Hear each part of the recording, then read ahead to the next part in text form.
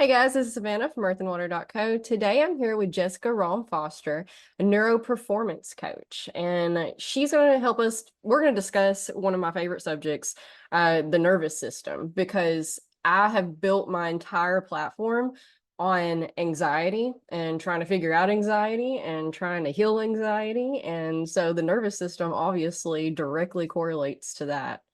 So you want to start off with telling us how you got here? Oh, yes. Um, Thank you for having me. First of all, I'm excited to be here.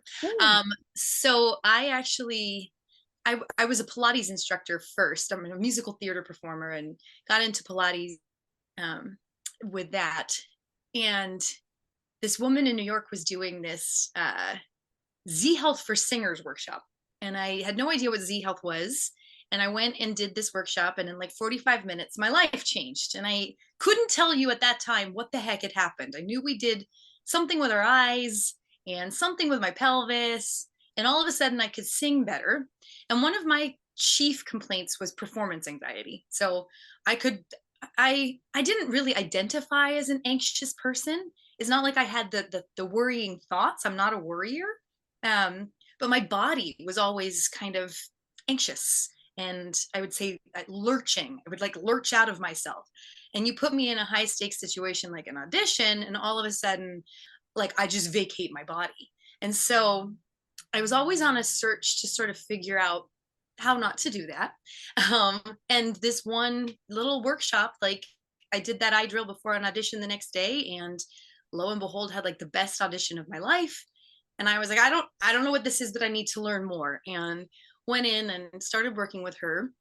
Um, and pretty quickly figured out there was some stuff going on in my eyes that I had no idea about. I mean, if I went to an optometrist, like you go for the DMV, my vision was better than perfect.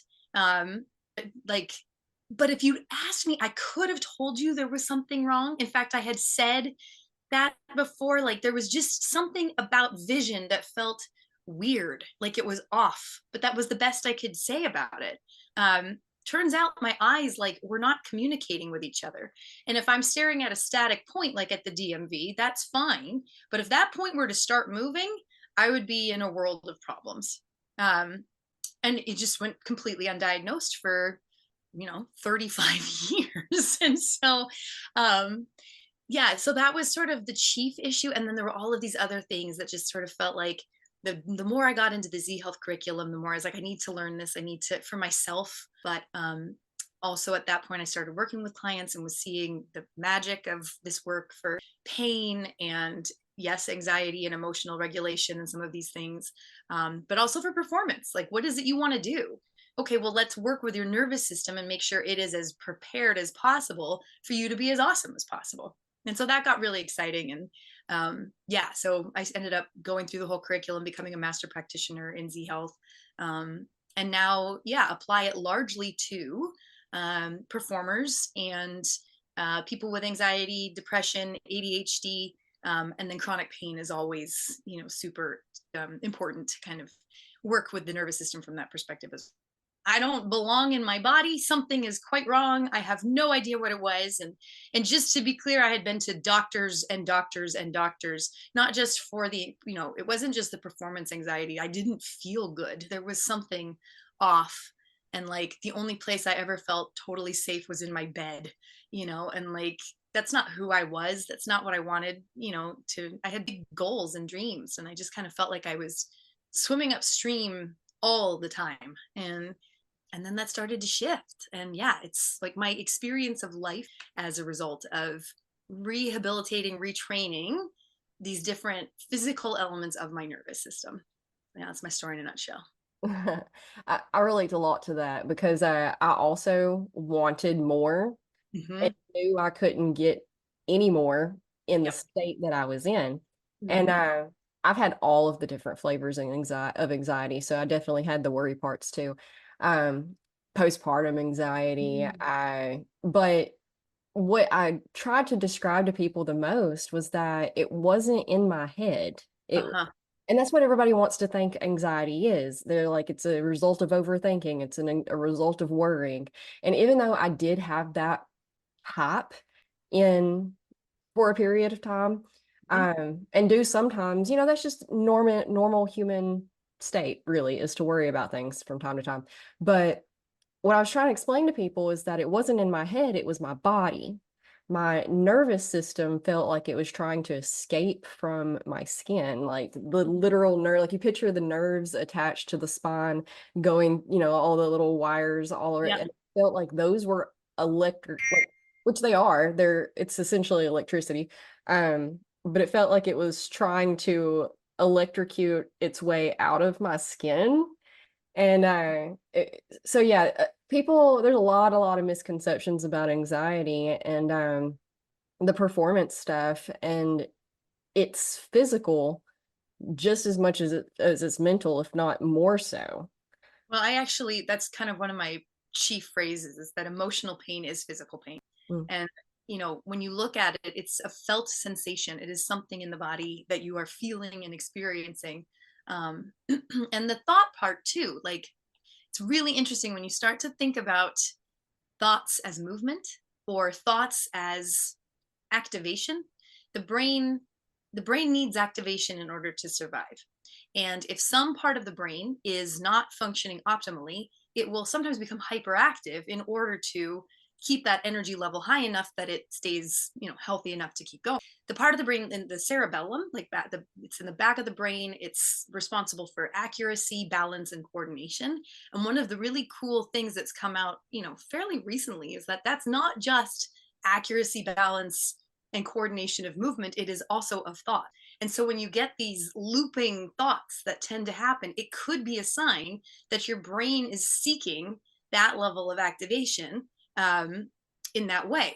And that's so profound to me because across the board, if something happens to me physically, my rational brain is going to try and figure this out. It's going to try and say, well, this is because of this, and especially if it's something I don't understand, but it's like, well, I feel anxious, so something must be creating this.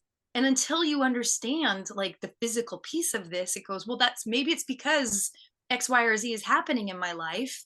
Oh gosh, maybe I should really worry about this. And it's not like this is necessarily a conscious process, Mm. right?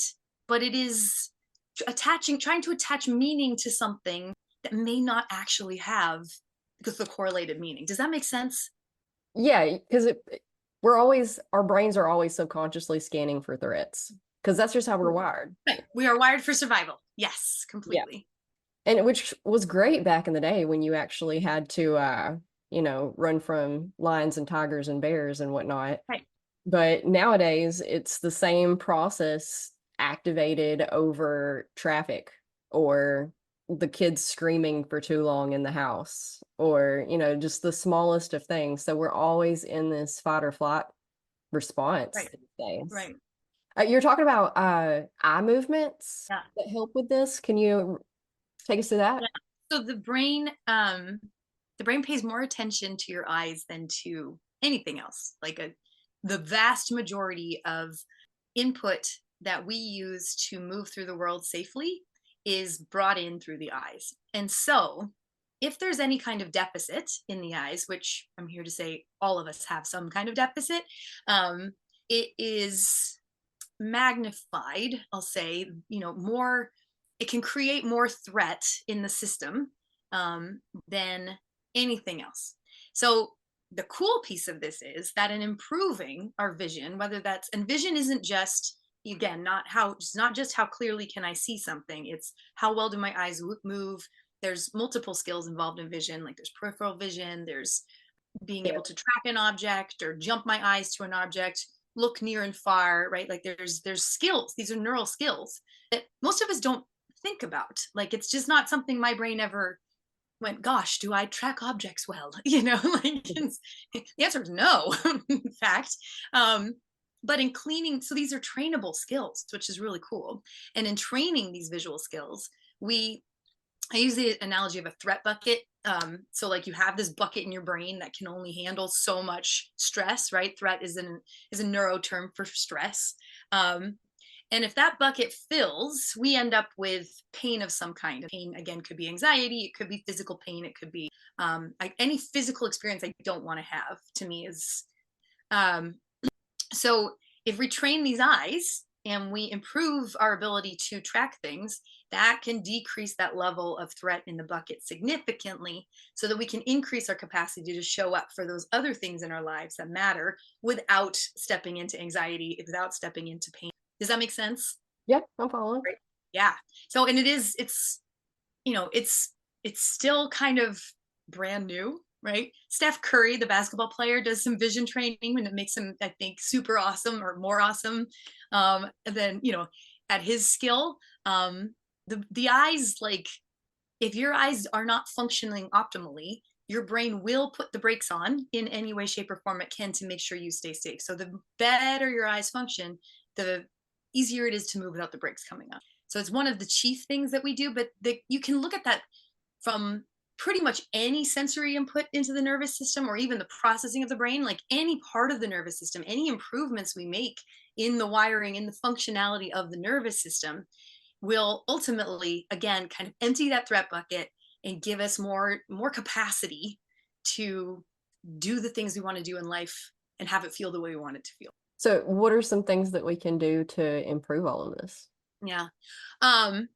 The simple things that I talk about like kind of all the time because they, you know, the easier it is, some of the things, vision training is its own thing and brains are very unique and different in terms of what they need, but like kind of the lifestyle pieces of this, that the more I've learned about this, the more I'm like, gosh, our lifestyle is driving us into this full threat bucket way of being all the time. Like you said, being in fight or flight all the time. Well, part of the reason is we're missing out on an immense amount of activation that when we were running away from tigers, we were getting. Like we are wired to live in a three-dimensional world. We are supposed to be physically active. We're supposed to be, you know, kind of on a lot, right? Like we need activation in order to feel our best. So some simple ways to do this are like, yes, I'm in this digital world now. Like my world is right here. Everything's in front of me. My eyes often are like right here, or God forbid, on my phone all the time, right? Like it's all very near. And so one of the big things I always say is look up and look out. Like I have this big window here. I intentionally put that there. Like it's cut so I can see the sky, I can see distance, right? Like looking off into the distance. Distance vision actually drives parasympathetic tone. So it's the simplest way to just kind of from through the visual system start to calm things down. So it is interesting to me that like, yeah, if you're looking at something up close, you're driving sympathetic tone response. And the further off you look in the distance, the easier things get. So that's my biggest one, like to the point where I have people set alarms, like, okay, every 20 minutes, I need you to look up and look out. And just, you know, getting that daily or that regular dose, resetting in that way can go a long way. It's so simple, but it can make a huge, huge difference. Some of the other things, I mean, just, you know, the easy way to do that too is like just get out and go for a walk, right? Like we need sunshine. We need to be out in the physical world, moving in 3 dimensions. I work in a gym often, and it's just so interesting to see like the traditional modes of exercise are also right here, right? Like we do these bicep curls and we're all, you know, we're crunching and everything is like pulling us further in. It's like, no, open, get open, look up, look at the birds, right? Like just participate in a physical world that is bigger than the box that we live in. So those are my 2 favorite ones. Yeah, and I like those a lot because for one, I teach yoga. So Uh-huh. yoga is always about opening up and looking around and looking at the sky and all of that. So I like that too. And it's expansive energy, which makes sense. I don't know how familiar you are with the energy work, but it translates across all of this, and it is a expansion versus a retention. So if you're bringing that energy in closer to you, you're essentially putting pressure on the nervous system. That makes complete sense. Yep, So you want totally. to make your And energy. I always like to say like there's no bad in this, right? There are reasons to pull your energy back in. There are reasons to go internal. Um, and yeah, can you do the flexibility to move kind of in and out, right? And it can be I love the energetic piece of that. That sounds really Yeah. There's also macular degeneration.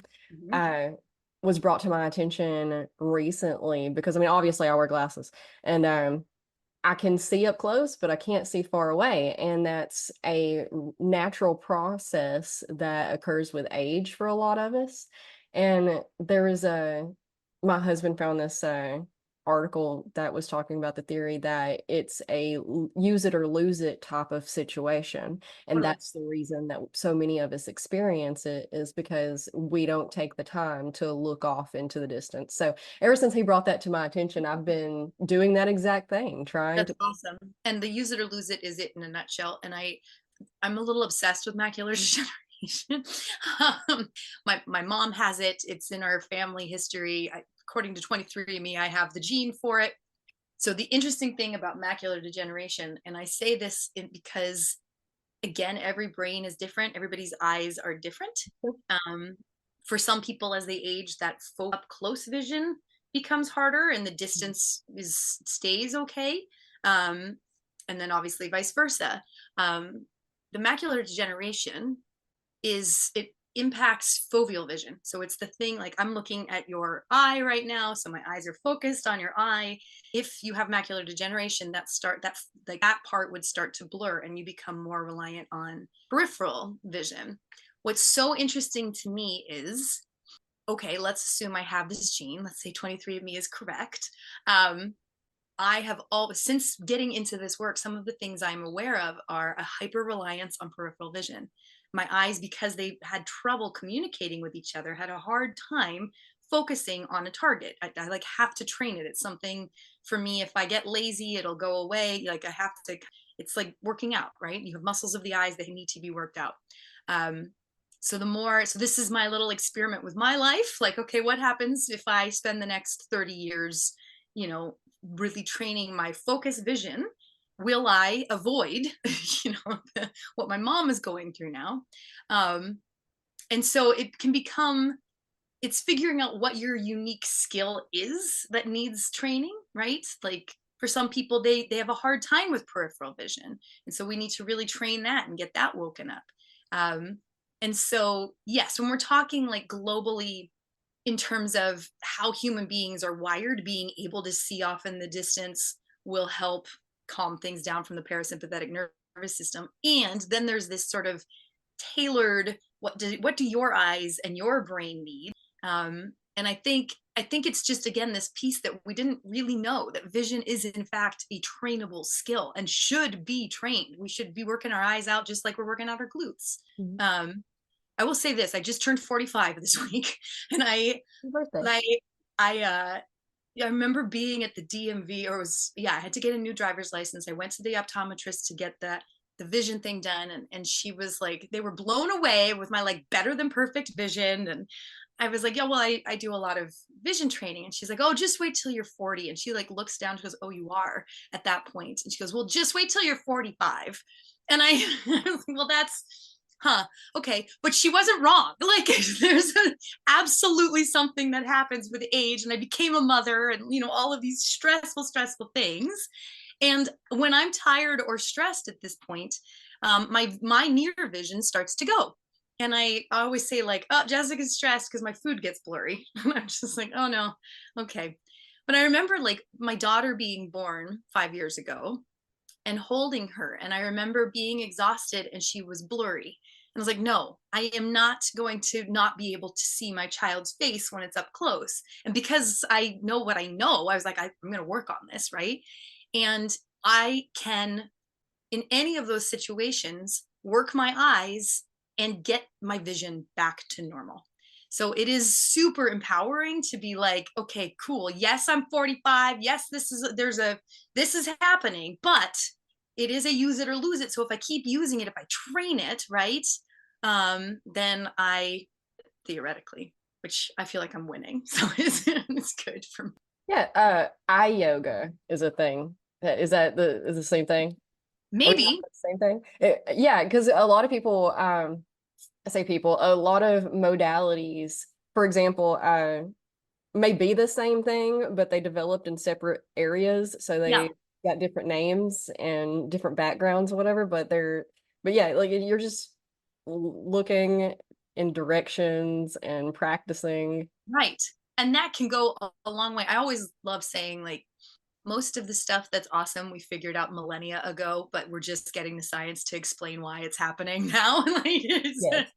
oh yeah, like if everybody just did that all the time, a lot of this would just go away. Like we wouldn't have to, yeah, do eye yoga. It's all and actually I did a face yoga program recently, and they had some eye exercises in it, and there's more coming online around it. Yeah, I'm just looking forward to see like vision training stations in the gym. Like, yeah, work out your lateral rectus. It's an important muscle of the eye. Yeah, I That's awesome. I love that. the term new age to describe all of these things used to drive me insane because none of it's new. Every Right. bit of it's ancient. Every bit of it's been around for some thousands of years. And what do you mean new? Right. Um, then I got older and matured and understood that what they meant was it's a new age that we're re bringing these things back to the surface because now we have the modes to learn them and make them more mainstream because beforehand we didn't have the internet, we didn't have communication. You had to wait on your newspaper to come by horse and buggy until really recently. People don't really sit and think about where we're at in history, and like we talk about it, but most of the general public doesn't actually realize how recently these developments took off and connected us. So, just the internet wasn't a thing when I was a kid. Right. Cell phones weren't a thing when I was a kid. Right. Now look, we still had phones attached to the walls. Totally. It's so recent. So up until we got this mode of easily communication and sharing information, you had to, for one, care enough. It had to be a problem enough in your life that you wanted to go search through thousands of books at the libraries and yada yada whatever. But before that, it was just simple farmer knowledge. We didn't really care to know most of these things. So I'm just really excited that all of these practices are coming back to surface, and because uh epigenetics, are you familiar with that? Yeah, because it's exactly what you were describing a second ago, where we have these gene markers for things, but our genes and our DNA aren't as concrete Right. as we previously thought they were.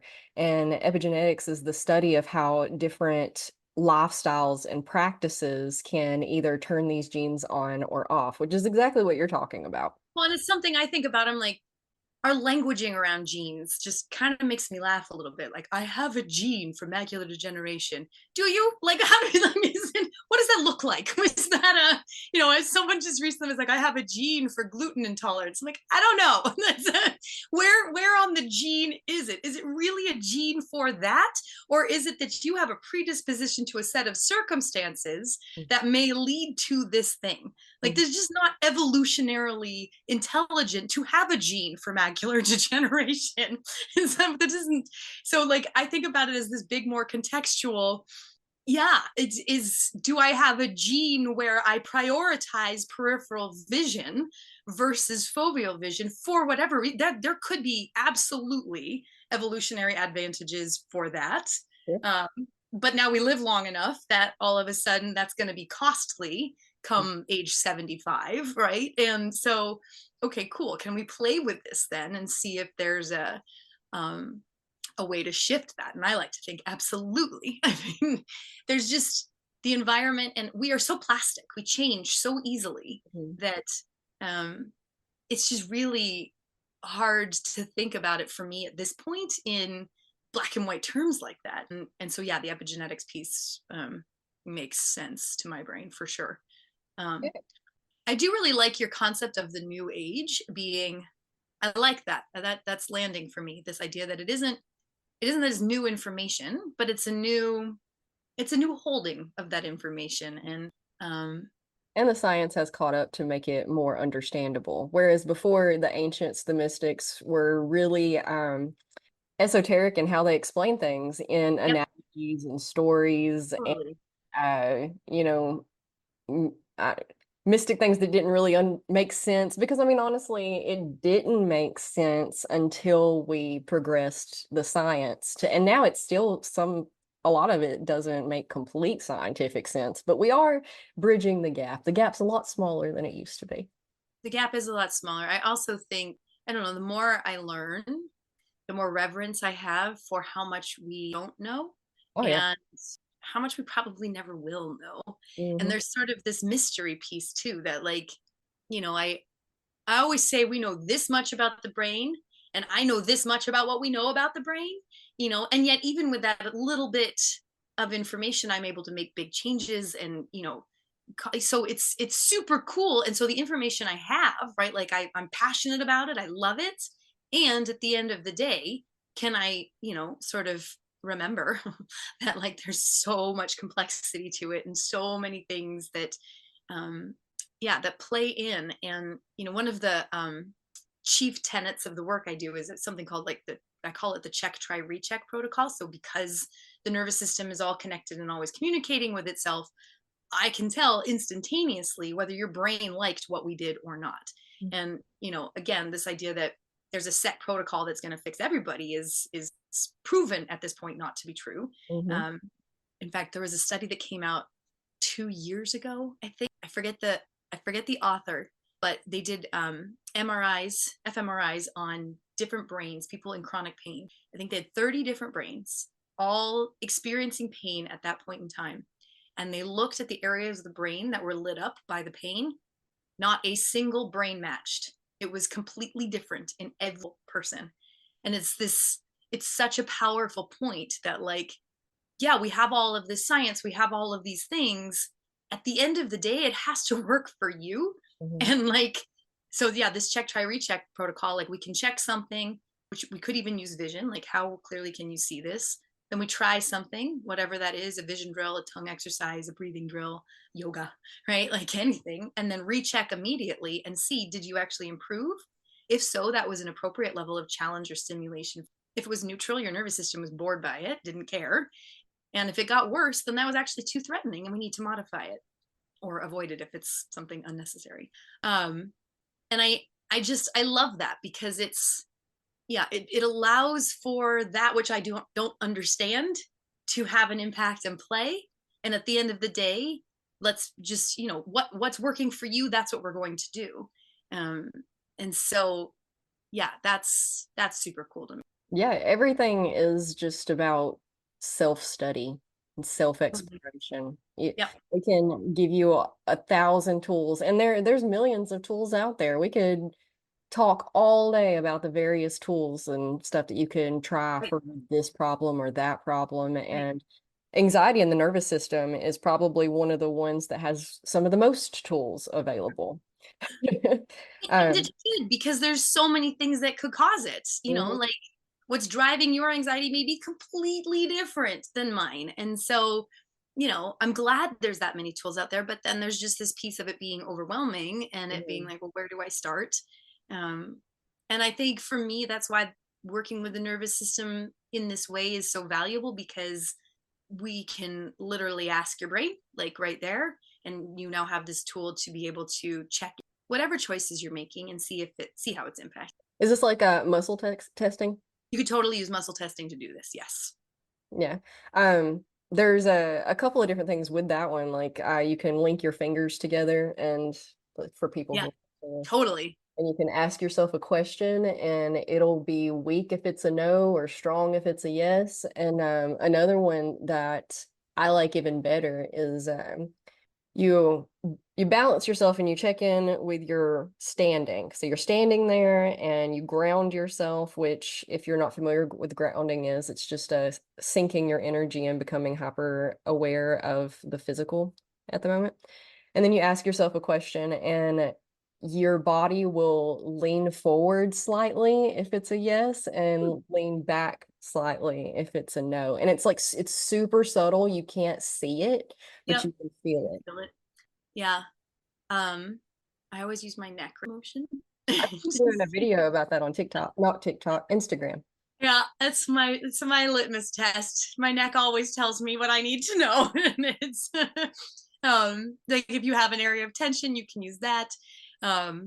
Yeah, I mean, anything, right? Because it's the whole nervous system and it's all connected. I like using, similar to the grounding, just the ability to take a deep breath. If I rate it 1 to 5, how hard is it to get air into my belly? Um, and then, kind of see if that changes. People, it's subtle, but people, it seems to people like they can kind of sense, yeah, that was easier, or nope, I'm tighter. I'm not breathing quite as well. Um, so yeah, but anything that gives you that communication with your nervous system, um, in a way that makes sense to your brain, and you can start getting answers. It's really, really cool. Yeah, it's just your intuition mostly.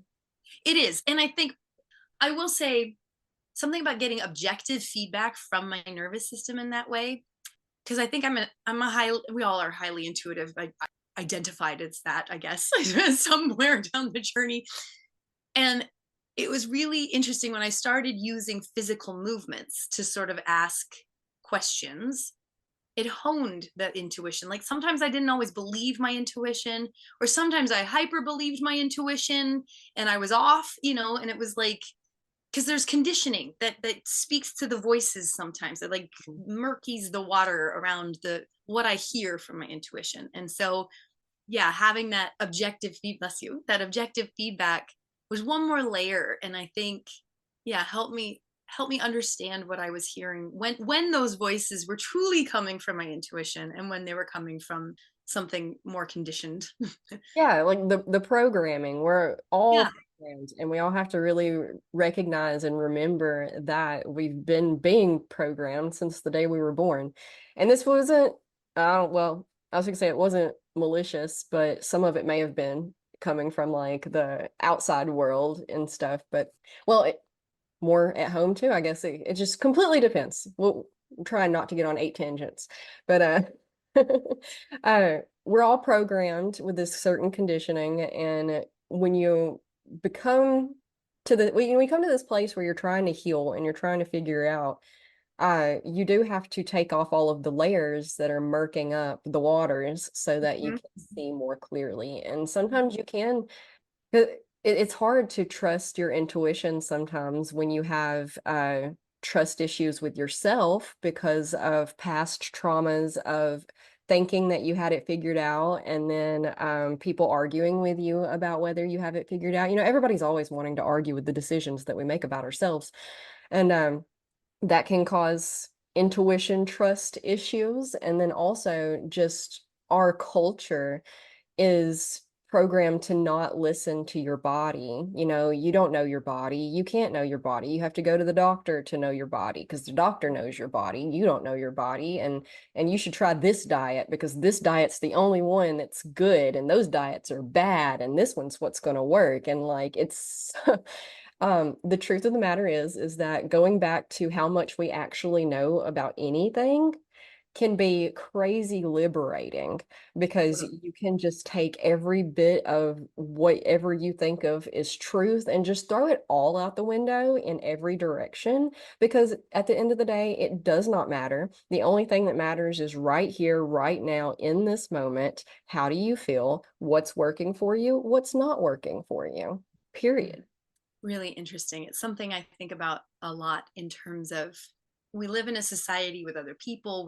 We're certainly, I think, in a good way, being encouraged to think of others more, to, you know, yeah, be empathetic and understand that our actions impact others, right? Like that we're all connected in this way.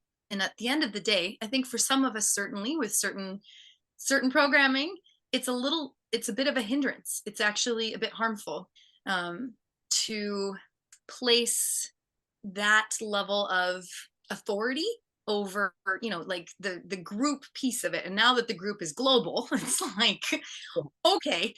And I realize I am but one and small, but at the end of the day, my human experience is all coming through my human physical being, right? Like, so there is no one else that could possibly know what I need. Um, and that is a level of responsibility then that I have to then take and go, Yes. I am running this ship. And at the end of the day, I don't have control over anyone out there or anything out there, but I do have the authority and the responsibility to manage this. and it is, it's a big ask, really, you know.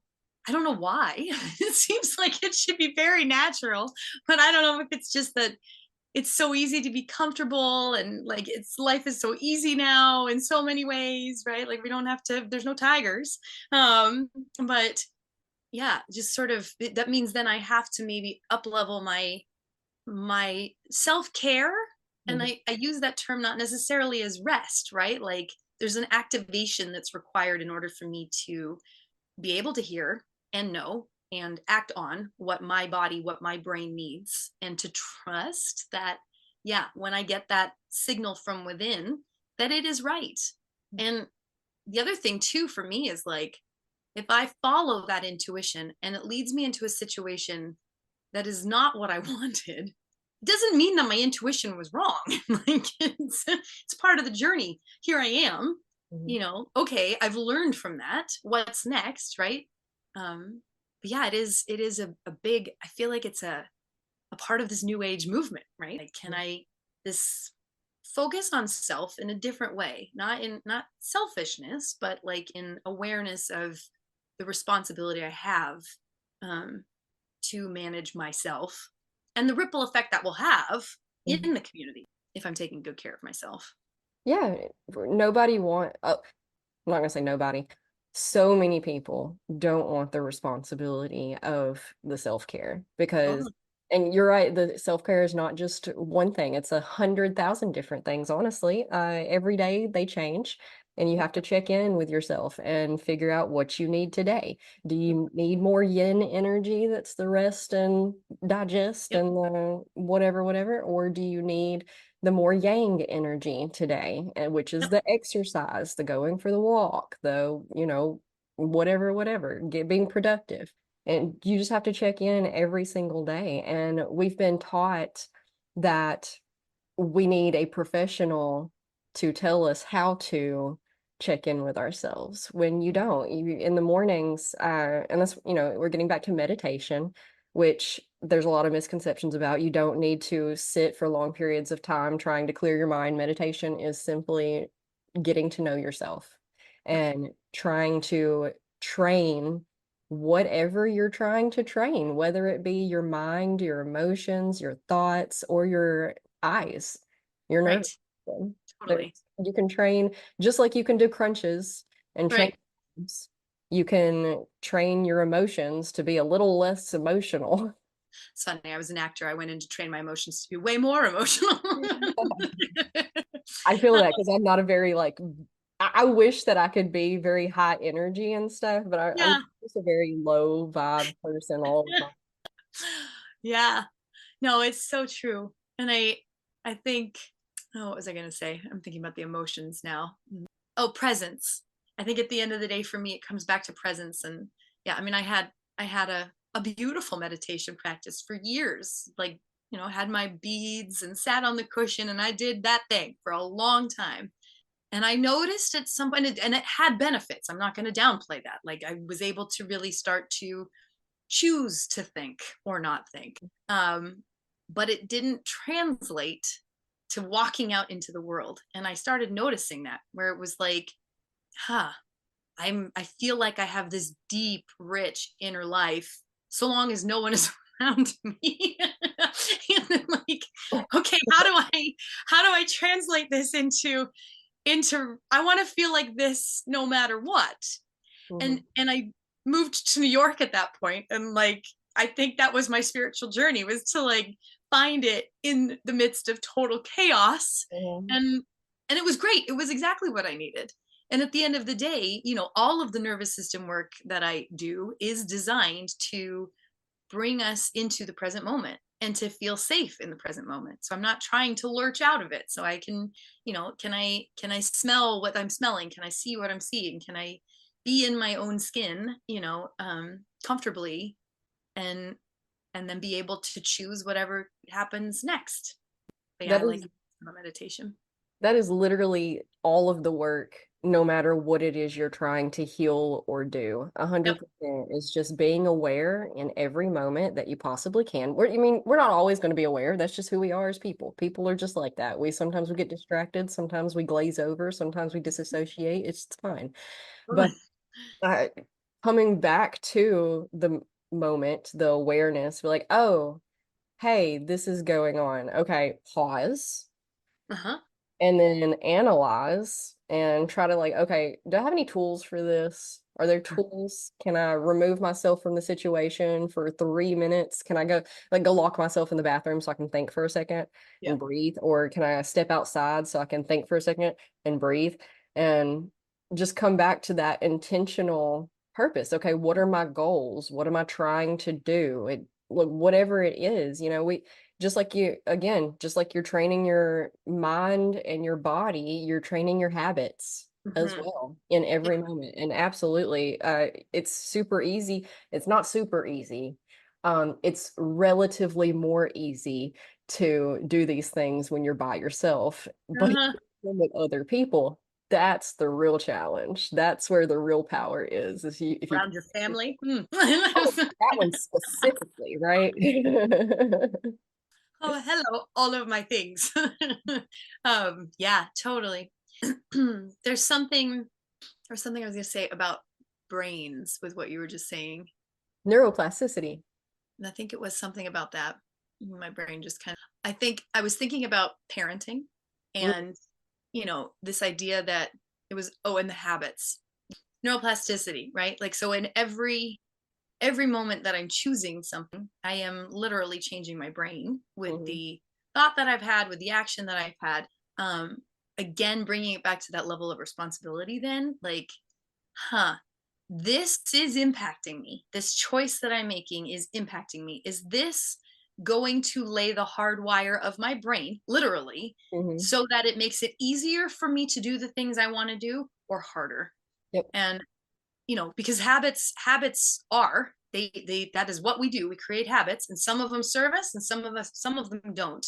um and I think that awareness for me has been helpful in beefing up that responsibility piece. Like, I think about posture all the time, and I think because I had the visual issues or the vestibular, the inner ear issues, right? Like, posture is like 90% set by the eyes and the inner ear. Um, so if those aren't functioning well, it's really easy to lose that stability through the midline. Um, and I, since being in this digital world even more, like, I'm on my phone, like, it's becoming apparent to me that I am creating changes I don't want to see in my posture. And this is something that I know that good posture drives health and wellness. Like, if you scrunch this area, you are scrunching everything that keeps you alive. And Mhm, so, um yeah, so anytime I am slouching, or, and I'm not saying don't relax, but there's this, if I'm in the turtle position, as I call it, right? Like, okay, yeah, the level of responsibility then to do something about it, mhm, because the longer I stay in that position, the easier it's going to become to stay in that position. mhm. um, and the harder it will be to lengthen up and find that long spine. And then, yes, I'm grateful I have the neural tools to help with those higher order things so that it makes it easier to stay in that position. Um, but yeah, the habits and the neuroplasticity, and that's really cool. The parenting piece I was thinking about as you were talking about taking 3 minutes in the bathroom.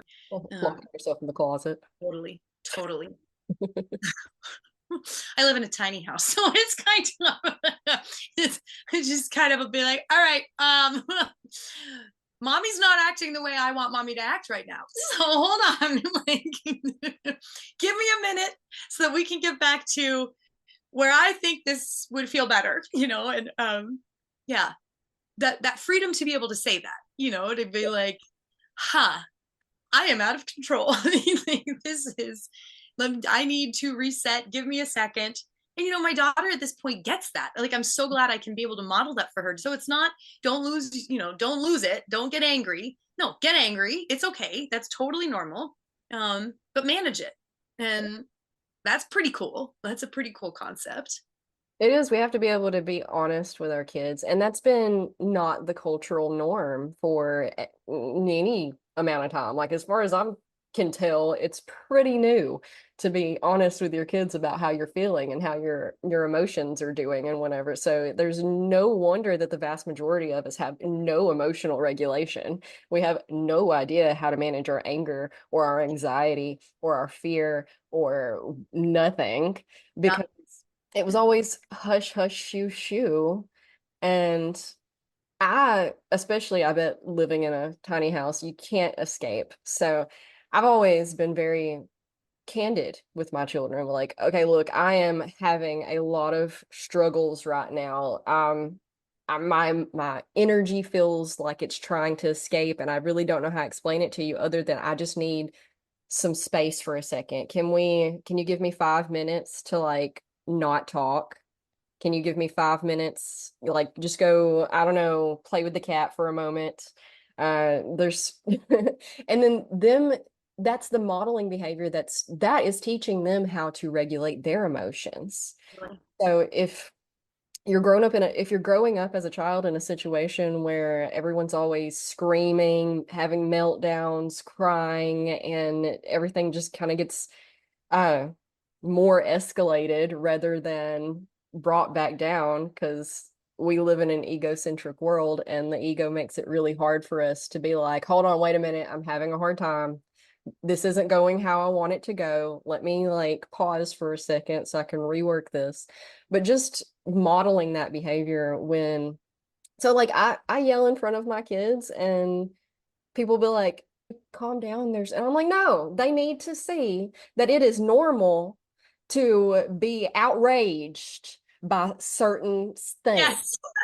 This is not okay. Do not think that this is okay. No, we're not sweeping this under the rug. Right. It's fine because then when they have meltdowns, they don't beat themselves up about it, or it doesn't escalate and they don't get whatever. There's 1,000 different ways that we could handle that situation if we're not taught how to model it appropriately, which means processing it openly. Yep. I just need to cry for a minute. Yep. I will be okay. I just need to cry for a minute. Yeah, totally.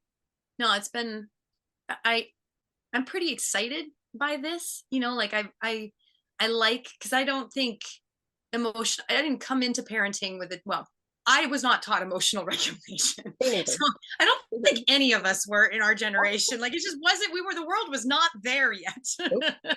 um, and so it's almost like I'm learning this with my daughter in a way. Yep. And I'm glad that I'm an older mom. I'm glad I had the time I did to sort of, you know, do my work and figure out some of these things. And my hope is, I know it's happening because she'll say things like, okay, I'm crying now, mommy.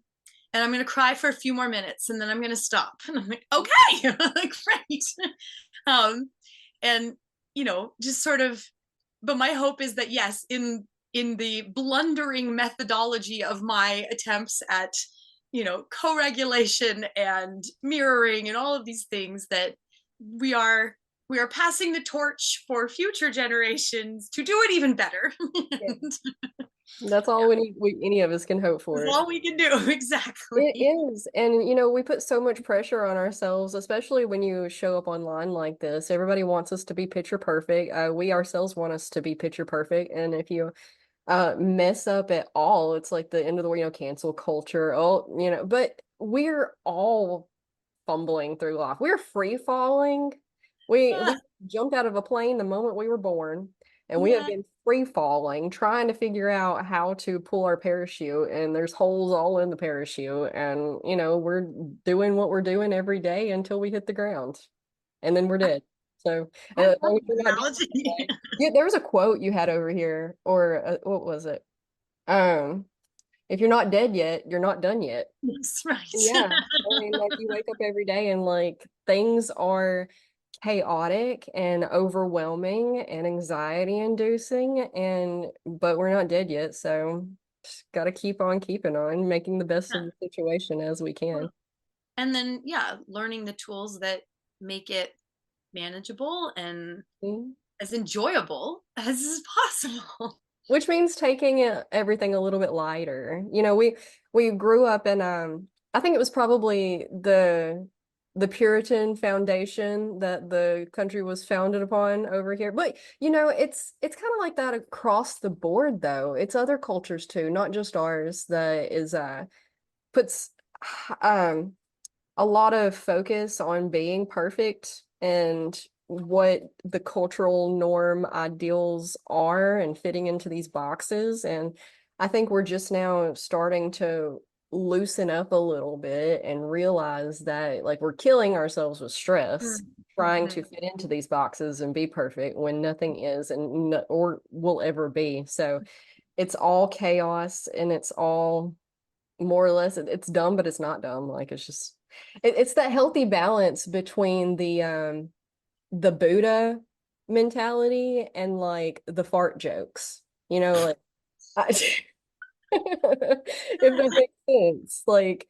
everything matters, but also nothing matters. And if we can just find that happy medium of balance in Right. between it all, to where we're just doing our best in every moment and taking it lightheartedly and trying to have fun as much as we can along the way, that's all we can Yeah, do. I like the idea of always the 30,000 foot and sort of that observer role. And if I can stay to the degree that I can stay there, then yeah, I can choose whatever response I want, whether it's humor or love or, something maybe even lower vibration if I want, but like there is what is, and then there's how I show up to what is. And um yeah, like you're right. At the end of the day, we all hit the ground. So like, what do you want to do?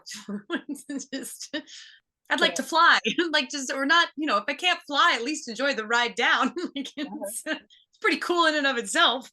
Yeah, my husband used to get all bent out of shape when like, we have two kids, but three in the house and animals. And for example, he'd be all bent out of shape because someone colored on the wall. And I mean, shrug, it's all gonna burn down eventually anyway. Really, what does it matter? Can You we can not always, do that again though? But yeah, we're, right, right. let's not do it Please again. don't color on the walls. And But we're also not going to flip out about it or make it big because it's as big as you choose it to be. So, yes, if we're constantly making the little things big, then we have no room for the things that are big. it's just So exhausting. it is absolutely a train wreck. That's okay. So you want to tell people how they can find you and what you have to offer them as far as services and whatnot?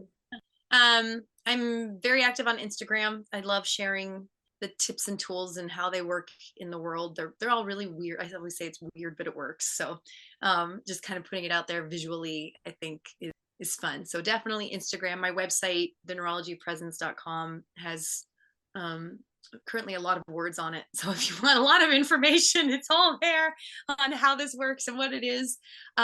In terms of services, I have a couple things I suggest for people. One, I do free explorer sessions. So if you want to come try this work on, this work, you have to experience it. It's not like it's almost inexplainable because everyone responds so differently to it. So the free explorer sessions, you can sign up for on my website.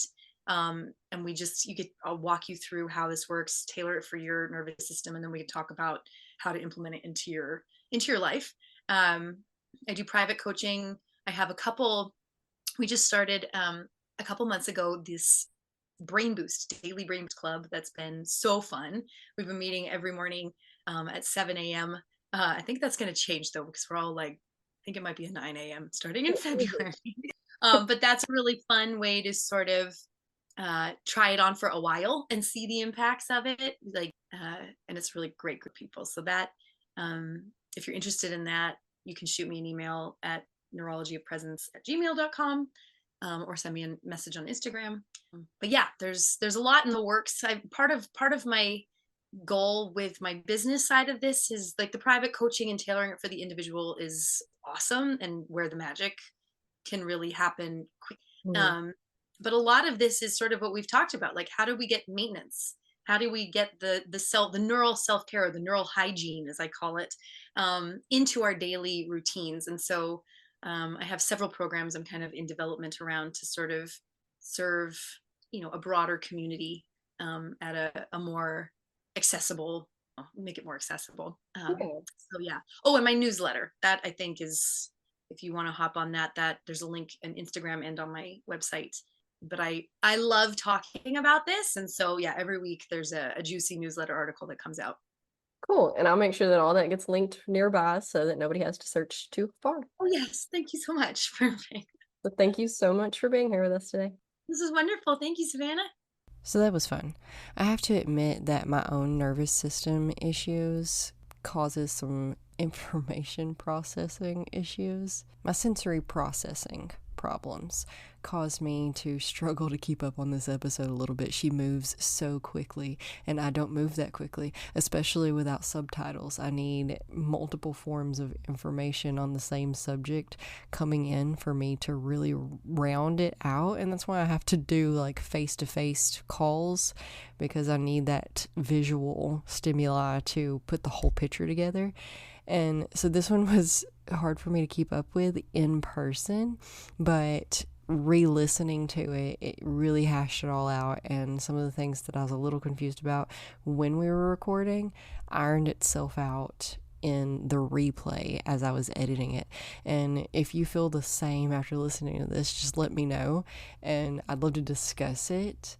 For one, I just love to talk about these types of topics, and for two, I feel like I can explain things a little bit better than if we did on here. But also, like, I do a blog post that accompanies all of these episodes. I transcribe. That's while I'm editing. What I'm really doing, I really don't edit per se. Like, I'm not editing the episode. I don't do anything to the episode except for take out the long pauses so as to make it a little bit shorter and a little bit more prompt, a little bit, okay, let's go. But I take it and I don't transcribe it word for word.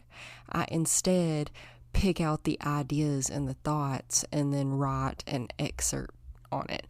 So in that way, the blog posts go into more depth if you're interested. It's a whole experience with, you can listen and that's fine, or you can just read it and that's fine too. And you don't have to do both, but you can do both, and you're going to get a bigger, broader, more in-depth and whole experience and with the information that we're covering here.